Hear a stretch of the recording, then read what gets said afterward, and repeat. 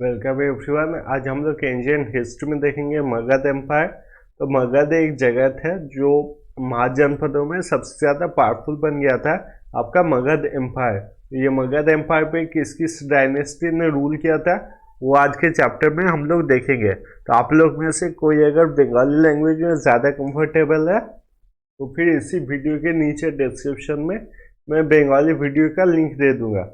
हम वहाँ से जाके सेम चैप्टर बंगाली में देख सकते हैं। तो स्टार्ट करेंगे आज का चैप्टर, जो कि आपका मगध एम्पायर। तो अगर मगध की बात की जाए, मगध एम्पायर की बात की जाए, तो मैंने पहले ही बताया था कि वो सबसे पावरफुल महाजनपद था। इंडिया में टोटल आपके 16 महाजनपद थे। और आप महाजनपद ऐसे समझ सकते हैं, आज के मॉडर्न डे में जैसे स्टेट्स है, पहले के दिन में आपके वैदिक काल में महाजनपद थे। तो 16 महाजनपद थे, उनमें से सबसे पावरफुल महाजनपद जो था वो था आपका मगध एम्पायर। अब हम डायनेस्टीज के बारे में पढ़ेंगे जो मगध एम्पायर पे रूल किए थे, मगध में उनका रूल चला था।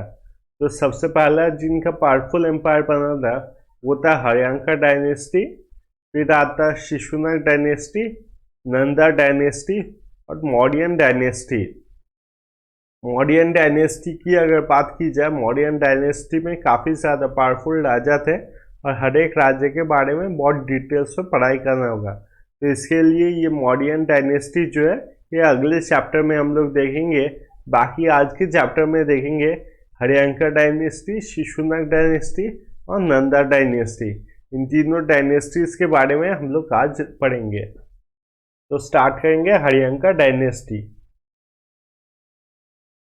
हर्यांका डायनेस्टी की अगर बात की जाए तो हर्यांका डायनेस्टी जिसने स्टार्ट किया था वो था आपका बिम्बिसार।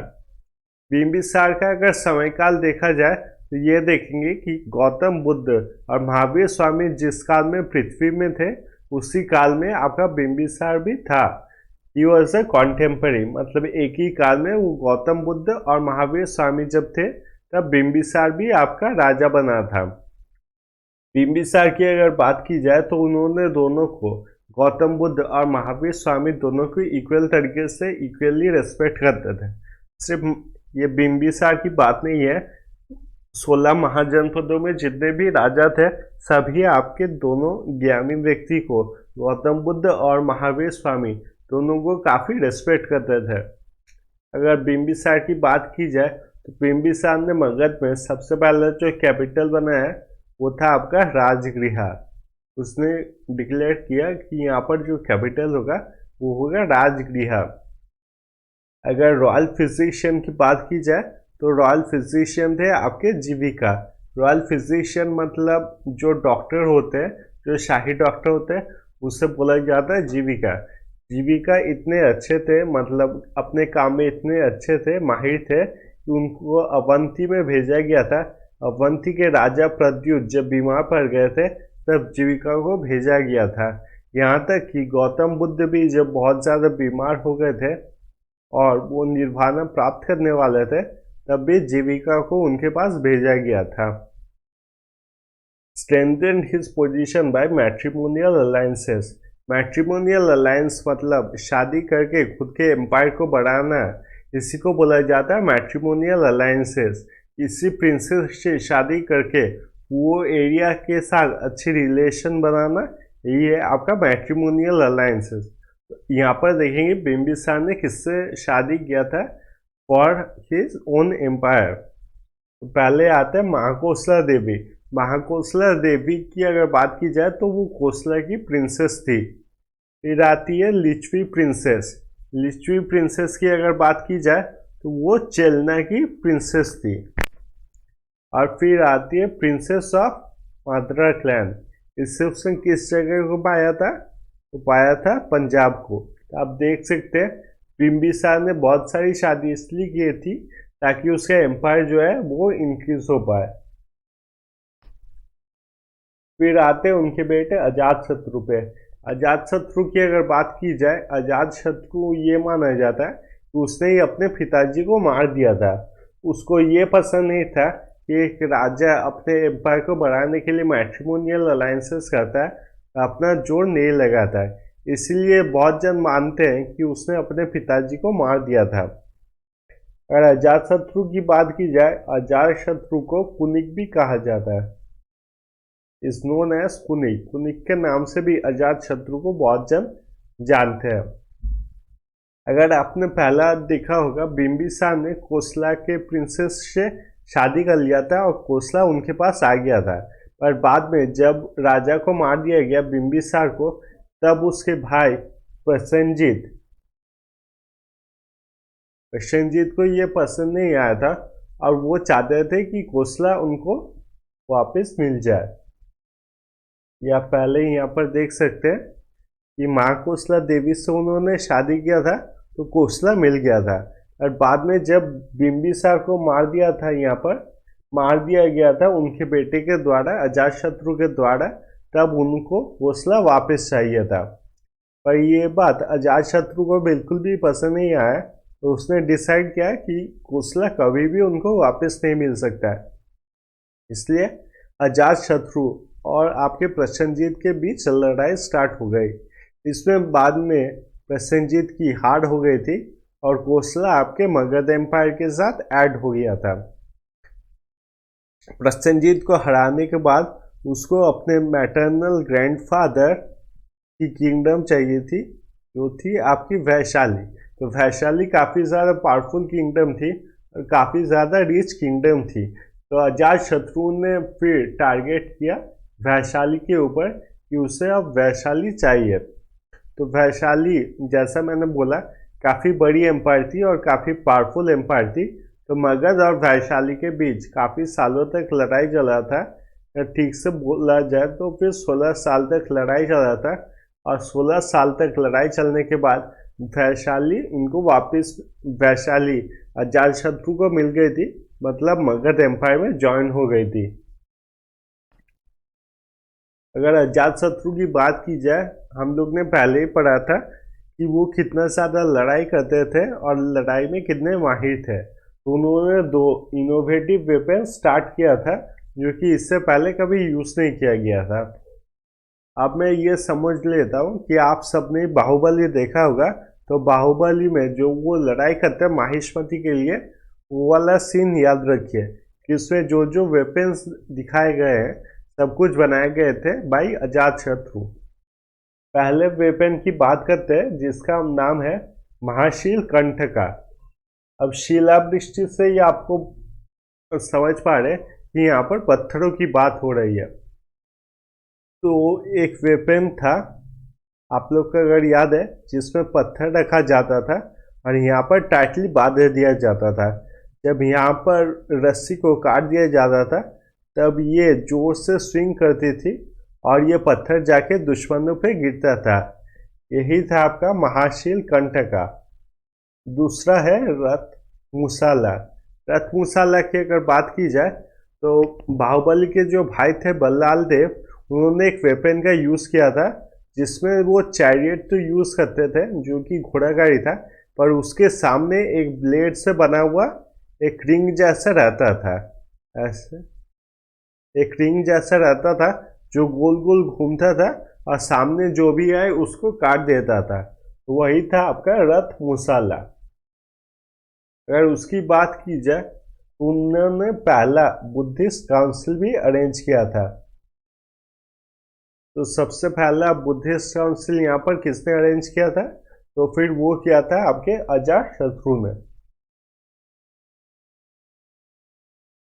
यहाँ पर देख रहे हैं अजातशत्रु 492 से 460 BC तक थे, उन्होंने पहला बुद्धिस्ट काउंसिल अरेंज किया था। फिर उनके बाद आते हैं उनके बेटे उदयन। उदयन की अगर बात की जाए तो उन्होंने भी अपने पिता को मार दिया था, जो कि थे आपके अजातशत्रु। इसलिए इस फैमिली को जो है, इस डायनेस्टी को जो है, उसे पितृहत्या डायनेस्टी भी बोला जाता है, या पितृहत्याकारी डायनेस्टी बोला जाता है बहुत सारे जगहों में। ज़्यादातर आपके एग्जाम में जो आता है वो आता है आपका हयंका डायनेस्टी। उदयन की बात की जाए, उन्होंने भी अपने पिता को मार दिया था। और जो मोस्ट इम्पॉर्टेंट पॉइंट है वो ये है कि he was the founder of Pataliputra, और उन्होंने सबसे पहले पाटलिपुत्र को कैपिटल बनाया था। तो उद्यान से यही एक ही क्वेश्चन आपको आता है कि पाटलिपुत्र किसने बनाया था, तो बनाया था आपके उदयन ने। ये सब जब एक बेटों और पिताजी में, भाइयों में लड़ाई हो रहा था, इससे मतलब किंगडम में काफी अशांति फैल रहा था। तो जितने भी नोबल्स थे उनको ये पसंद नहीं आ रहा था और इसलिए उन्होंने हरियंका डायनेस्टी को हटा के फिर स्टार्ट किया आपका शिशुनाग डायनेस्टी। शिशुनाग डायनेस्टी में जो सबसे पहले राजा था जिसने ये डायनेस्टी स्टार्ट किया था वो थे आपके शिशुनाग। शिशुनाग की अगर बात की जाए, he was the viceroy of Varanasi. और जैसा हम लोग ने पहले डिस्कस किया था कि नोबल्स को ये सब अच्छा नहीं लग रहा था कि भाई भाई में लड़ाई हो रहा है, भाई और पिताजी में लड़ाई हो रहा है, इससे किंगडम में अशांति फैल रहा था। इसलिए नोबल्स ने उसको हटा के बना दिया था शिशुनाग को राजा। तो nobles made him the king. राजा होने के बाद उसने क्या किया था कि पाटलिपुत्र से कैपिटल शिफ्ट करके ले गया था वैशाली में। और दूसरा जो इम्पोर्टेंट काम उसने किया था कि उसने अवंती पे कंट्रोल बना लिया था। अवंती को भी मगध एम्पायर में ऐड कर लिया था। शिशुनाग के बाद पढ़ेंगे हम लोग काल अशोका के बारे में। काल अशोका उनके बेटे थे और उन्होंने अपना कैपिटल शिफ्ट किया था फिर से वापस पाटलिपुत्र में। तो पहले पाटलिपुत्र में था, फिर वैशाली, फिर से आ गया पाटलिपुत्र में। तो वहाँ पर जो सबसे इम्पोर्टेंट क्वेश्चन आता है काल अशोका के बारे में, उन्होंने अरेंज किया था सेकेंड बुद्धिस्ट काउंसिल। तो सेकेंड बुद्धिस्ट काउंसिल किसने अरेंज किया था, तो किया था आपकी काल अशोका ने। अब बात करते हैं नंदा डायनेस्टी के बारे में। नंदा डायनेस्टी में सबसे पावरफुल जो राजा थे और जिन्होंने स्टार्ट किया था नंदा डायनेस्टी, वो थे महापद्मनंद। महापद्मनंद बहुत ही एक खतरनाक राजा थे और काफी क्रूर राजा थे। लड़ाइयों में उनके साथ कोई लड़ाई नहीं कर पाता था और वो लड़ाई में बहुत ही माहिर थे। उनका नाम दिया गया था उग्रसेना, इसलिए उनका नाम दिया गया था उग्रसेना। अगर महापद्मनंद की बात की जाए तो महापद्मनंद के जो पिताजी थे वो एक राजा थे, वो क्षत्रिय थे। और महापद्मनंद की जो माताजी थी वो शूद्र थी।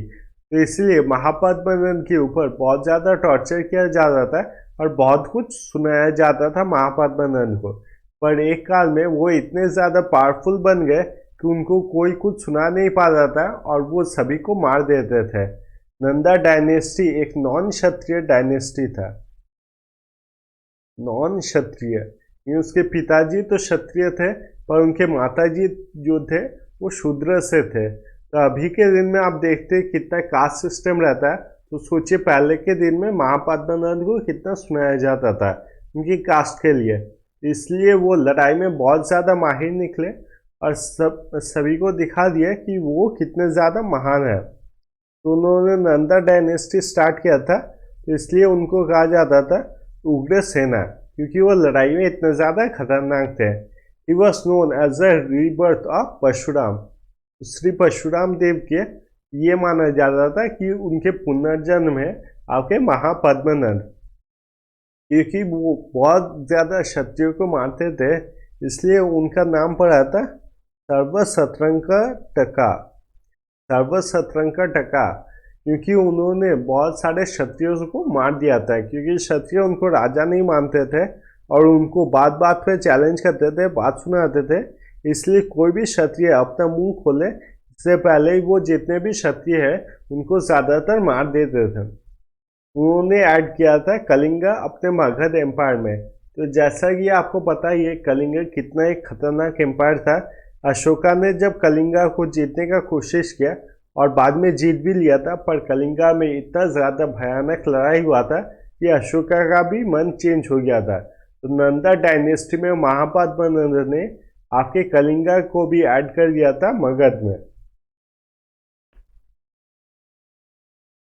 और कलिंगा जीतने के बाद कलिंगा में जो जिनसेन की स्टैचू है वो भी लाया था आपके महापद्मनंद ने। फिर बात करेंगे धनानंद। अब धनानंद आखिरी राजा था नंदा डायनेस्टी में। इससे आगे बहुत सारे राजा थे पर उनके बारे में पढ़ना ज़्यादा इम्पोर्टेंट नहीं है।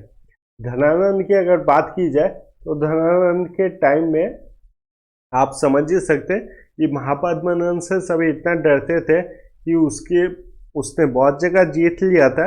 इसके बाद भी नंदा डायनेस्टी ने काफ़ी जगह जीत लिया था। तो आखिरकार जब धनानंद आया तो उसके पास पहले से ही एक बहुत बड़ी आर्मी थी। इसी टाइम में आपके अलेक्जेंडर ने इंडिया पे अटैक कर दिया था। अलेक्जेंडर ने जब इंडिया पे अटैक किया था तब एक पंडित थे जिनका नाम था आपका चाणक्य।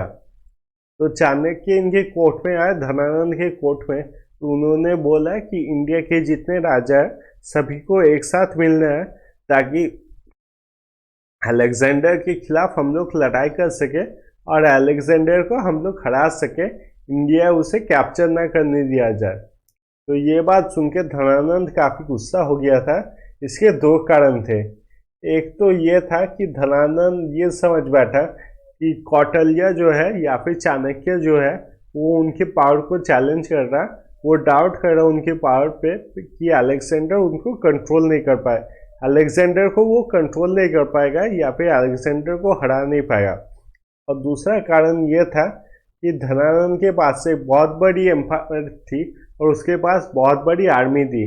तो वो चाहता था कि अलेक्जेंडर उनके पास आए और उनके खिलाफ लड़ाई हो, और वो जब अलेक्जेंडर को हरा देगा तब इतिहास में उसका नाम हमेशा रहेगा। पर चाणक्य ने जब ऐसा बात बोला कि उनको सबके साथ मिलकर लड़ाई करना है, ये बात उसको बिल्कुल भी पसंद नहीं आई धनानंद को। तो उसने बहुत असम्मान किया चाणक्य का, यहाँ तक कि उसकी चोटी पकड़ के उसको कोर्ट से निकाल दिया। तब जाके चाणक्य ने ये ठीक किया कि ऐसा राजा अगर रहेगा तो फिर देश के लिए अच्छा नहीं होगा और देश बर्बाद हो जाएगा। इसलिए उसने एक व्यक्ति को ट्रेनिंग दिया और सब कुछ राजतंत्र के बारे में सिखाया, और उसी का नाम है आपका चंद्रगुप्त मौर्य। और चंद्रगुप्त मौर्य ने धनानंद को हटा दिया था और स्टार्ट किया था आपका नंदा डायनेस्टी। धनानंद के बारे में और अगर देखा जाए तो उसने इन्वेंट किया था नंदो प्रक्रामणि जो है वो इन्वेंट किया था आपके धनानंद ने, जो कि है आपका मेजरिंग स्टैंडर्ड। तो धनानंद इसके बाद में चंद्रगुप्त मौर्य उसको हरा देता है और स्टार्ट होता है आपका मौर्यन डायनेस्टी। तो आज का चैप्टर यहीं तक था। आई होप आप लोग को वीडियो अच्छा लगा। अगर वीडियो अच्छा लगा तो काइंडली चैनल को सब्सक्राइब कीजिए, इससे मुझे काफ़ी ज़्यादा सपोर्ट मिलता है। थैंक यू सो मच ये वीडियो देखने के लिए और मिलेंगे अगले वीडियो में।